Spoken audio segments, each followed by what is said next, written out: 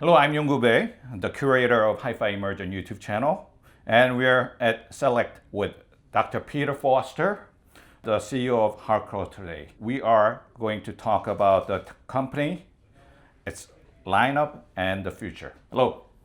Hello, how are you? Pretty good. How are you? I'm good. Yeah, it's good to be back in Korea. Oh, so you've been to Korea before? Yeah, I've been here once before. All right. When was it? It was roughly 12 months ago. 12 months ago? Yeah. Okay, so that's pretty close then. Yeah, it is. Yeah. What are you most curious to hear from Korean listeners? I'm interested to hear what they think of our products because, Halcro's been around for a very long time, but we had a gap in the market of several years. Exactly. So we've come back with a new range of products that have a more emotional content to the sound. So I'm interested to hear what people think about it. In one sentence, what is Halcro sound supposed to do to the listener?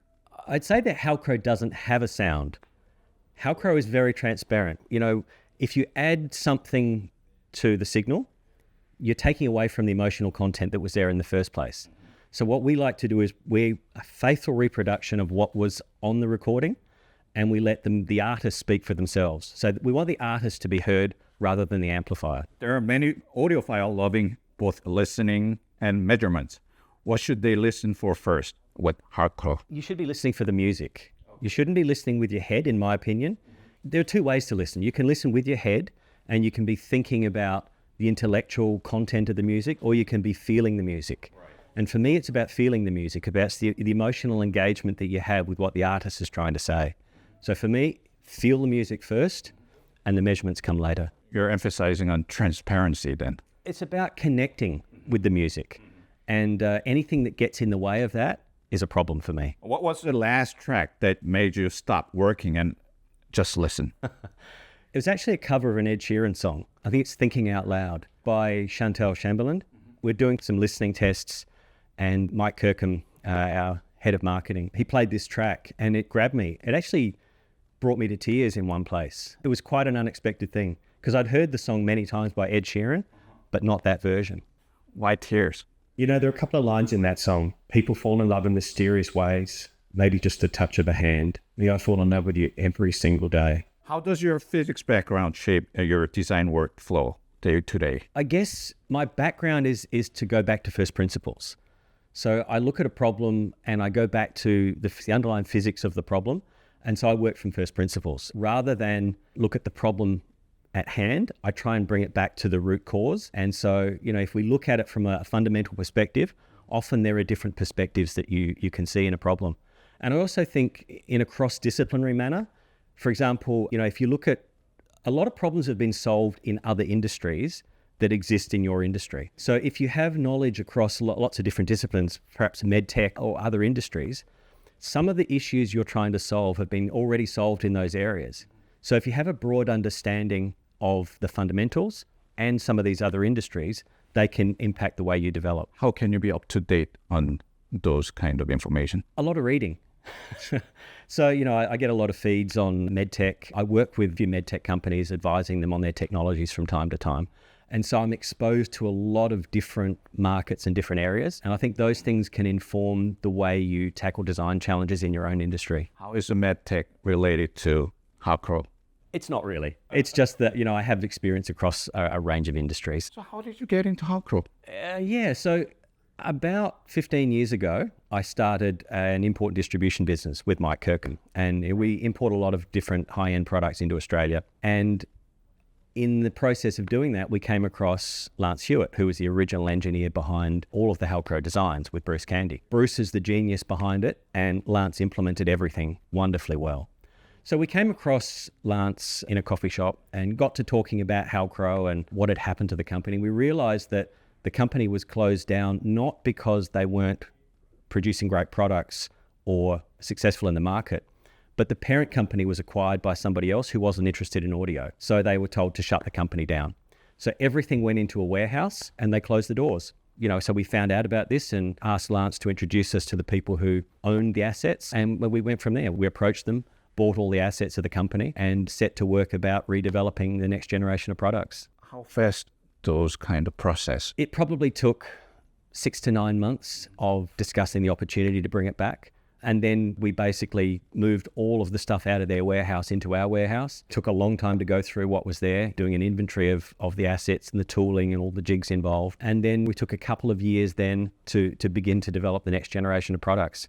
And it wasn't done full time, it was done part time in the first instance. And eventually it became an operating business again. When chasing better sound, what comes first? A hypothesis, measurement, or a listening test? For me, it always comes with the concept. If you're trying to achieve something, I always go back, as I said, to first principles. And it's something we always do. We think about the underlying factors that involve getting to where we want to go. So we'll start with a concept and a hypothesis, maybe a different component selection or a different circuit topology. That gets built. And interestingly, Halcro is a company that was originally built on this notion of perfection and measurements. We decided not to do that when we took over the company. We went straight to listening tests. And we developed for a couple of years different circuit topologies, different component selections. And we used our ears. And we finally got to the point where we were happy that the product was doing what we wanted emotionally. And then it came time for measuring. And, measurements don't always equal sound. And so Lance in particular was quite worried that, we had a product that was immeasurably low in distortion. And in the process of making it sound more musical to our ears, he worried that we might have added distortion. So we tested the product and we were pleased to find that the distortion was even lower. So, we trusted our instincts and we trusted what we were hearing in the musicality, the content. And that led us to the final product. Yeah, musicality. It's what it's all about. The reason we're in this industry is because of, as I mentioned before, it was that emotional connection I had with that cover of the Ed Sheeran song. It brought me to tears. Right. And that's what this is about, for me anyway. What's one engineering intuition that fails in ultra high-end audio? I think it's the intuition that measurement equals musicality. You can have products that measure really well, that leave you feeling a little bit cold and disconnected to the music. You can have valve amplifiers that have huge amounts of distortion, but are very engaging. So you can't rely on measurement alone to predict how a product will sound. What was the turning point that convinced you Halcro should return seriously at the flagship level?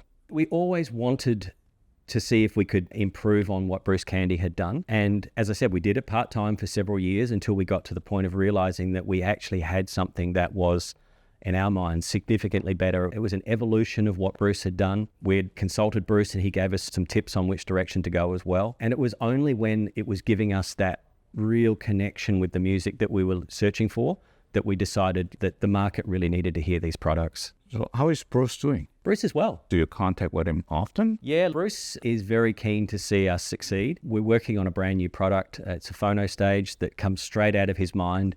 It's nothing like anything that's ever been seen before, and we're expecting it to be quite special. We've got the first prototype on the bench. The prototype has now gone to Bruce, and Bruce is playing with it. So yeah, Bruce is intimately involved in sort of the leading edge of the design that we're doing. What will be the timeline? This one is a very, very difficult product technically. So I'm hoping that within about 12 months, we should be able to have something that we can at least start to demonstrate publicly. When reviving Halcro, what was sacred and had to remain, and what had to be reinvented? The thing that's sacred with Halcro is the original concept that Bruce had in mind developing the amplifier.